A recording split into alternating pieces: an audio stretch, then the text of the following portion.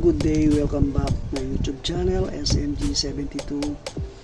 So, meron po akong isang natuklasan sa TikTok para sa ating mga may motor. Katulad ko, messenger sa isang bangko.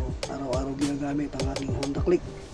Saka, madalas parang lumakas na siya sa gasolina dahil 3 years na yung aking Honda Click. So, nakita ko to sa TikTok, ito. Gas treatment.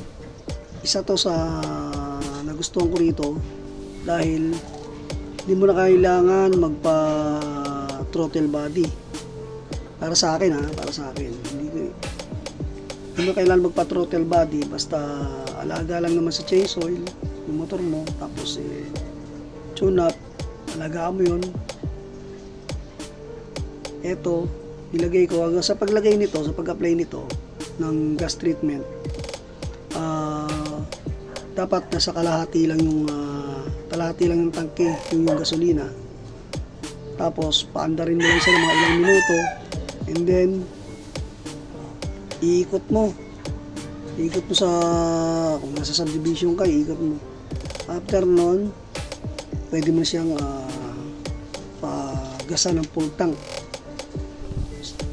Kung naitatanong nyo kung kailan naman ang sunod na paglagay nito, basta maka 30 to 60 liters ka na ng paggagas sa iyong motor, pwede ka na uli maglagay nito, itong gas treatment. Kagandahan nito, nakakatulong to para lumakas ang hatak ng motor mo. Tapos higit doon, kusang lumalabas yung carbon niya sa makina, sa compassion niya. Doon maramdaman mo, pag ginamit mo siya, ano na, pag long distance, tulad ko, yung biyahe ko, Malaguna, Quezon sa biyahe ko, nararamdaman ko yung lakas ng motor, saka naging tikit siya. Gas treatment, ganda to siya para sa akin, kasi basta 4-stroke yung motor.